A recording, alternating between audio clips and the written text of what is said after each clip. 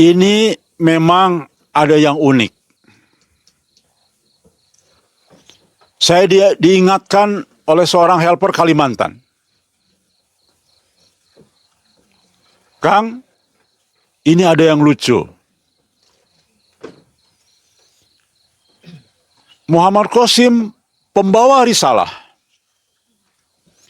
pembawa kabar kenabian, pembawa petunjuk, dan menyampaikan kepada kita untuk keluar dari kegelapan, untuk sekolah di sekolahnya Umar, untuk melakukan berbagai perubahan dan perbaikan di dalam rangka kebangkitan Islam, menyambut cahaya Islam,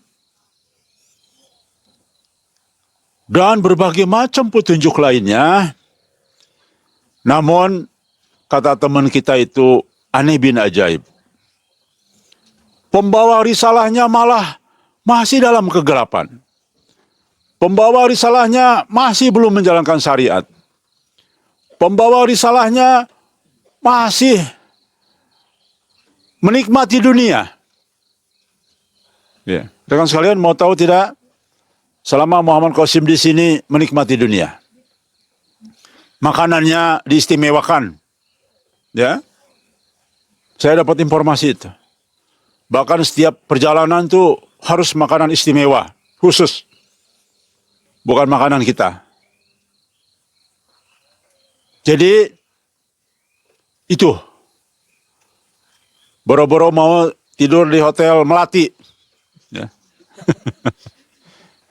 Yang ada tungaunya. Jadi, saya dapat laporan. Dan dapat juga rekaman chatnya, ya, betul-betul dimanjakan. Bayangkan, itulah orang-orang yang menjerumuskannya. Makanya betul-betul lah apa yang dimimpikan oleh teman-teman tentang bagaimana grup-grupnya Yunidiah dan CS dan sebagainya itu. Malah menjerumuskan Qasim. Padahal sesungguhnya waktu sudah dekat. Maka seharusnya Qasim sudah siap. Dan terlalu percaya bahwa Qasim pasti diberikan petunjuk semua langkahnya. Itu adalah sangat amat bodoh sekali orang yang berpikir begitu. Tidak mungkin Allah merubah sunatullahnya. Nabi saja, para nabi saja menderita hidupnya untuk sukses itu. Apalagi kelasnya Qasim. Jauh dari taraf nabi, jauh. Ya. Masa harus dimanjakan? Masa semua langkahnya dapat petunjuk? Terbukti keliru.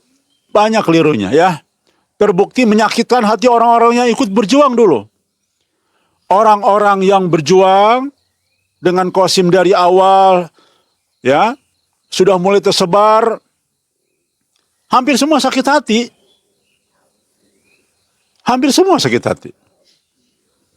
Bagaimana ini seorang Al-Mahdi ya?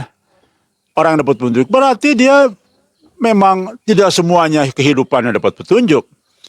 Terbukti banyak keliru. Dan tidak mau keluar dari zona nyaman. Bahkan perjalanan yang akan dilakukan keluar kota pun itu juga disiapkan dengan kemanjaan-kemanjaan luar biasa ya. Disambut bak tamu. Menurut saya memang kita harus memuliakan tamu. Tetapi ini fasenya berbeda, Bung.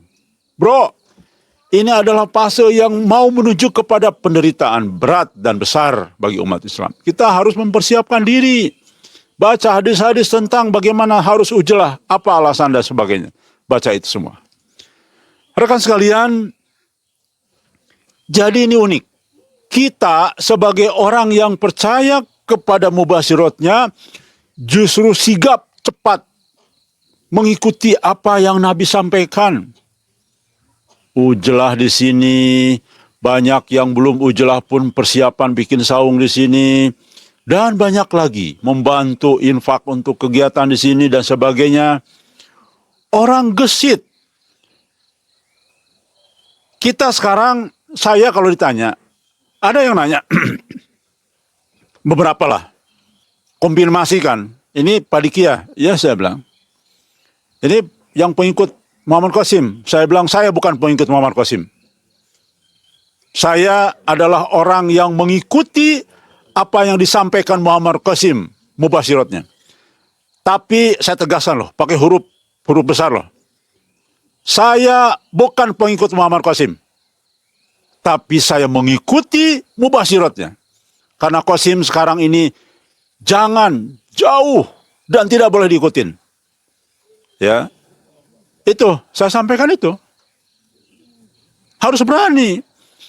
Karena orang dalam perkeliruan itu harus kita koreksi. Di lembah lembutkan tidak mau, dikirim surat juga tidak mau dengar dan sebagainya, sudah berarti harus keras ya. Oke, jadi ada beberapa orang yang bertanya, ya perkenalan lah. Ini Pak Diki ya, yang pengikut Muhammad Qasim. Saya bilang, ya betul saya. Tapi saya bukan pengikut Muhammad Qasim. Kaget ya kan? Loh, bukan pengikut. Iya, saya hanya mengikuti petunjuknya, kalam ilahinya. Tapi tidak mengikuti Qasim. Kalau mengikuti Qasim, saya berarti sekarang harus minta maaf, harus jelas sini, jelas itu, dan mengkoreksi semua apa yang saya sampaikan. Oke, jelas ya? Kenapa? Karena Qasim sudah diperintahkan untuk keluar dari kegelapan, menuju kepada terang cahayanya Allah. Tapi masih berkubang dengan simbol dari mimpinya dengan wanita, yaitu dengan dunia. Oke, jelas sekali ya. Seharusnya dia sedih. Kapan saya ke sekolah Umar tuh? Yang mana sih sekolah Umar tuh? Harusnya kan begitu nanya dia. Kan dalam mimpinya dia akan belajar. Di situ belajar hidup para sahabat. Kan digambarkan kan? Ada sahabat ini, sahabat itu dalam sekolah itu. Walaupun terlambat di dalam mimpinya, tapi dia akhirnya masuk juga. Dan dia merasa kikuk serba salah, kikuk lah di situ. Harus ada berpikir kapan ini? Apa jalan-jalan ke mall sekolah Umar? Apa sekarang dikasih burger Coca-Cola melulu? Itu sekolah Umar. Ya? Ayo dong bro, ya. Sadarlah. Kalian yang bersama dengan Qasim, ayo dong.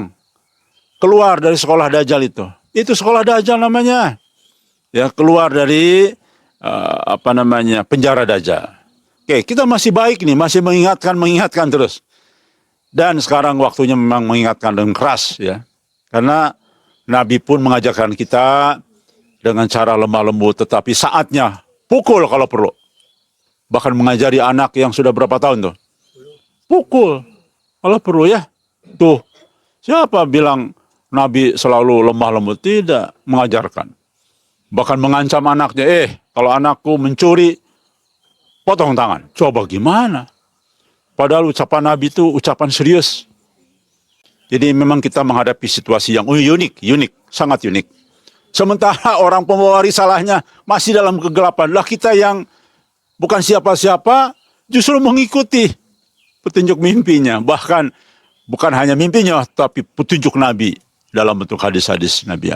Ini memang unik dan aneh. Tapi itulah fakta.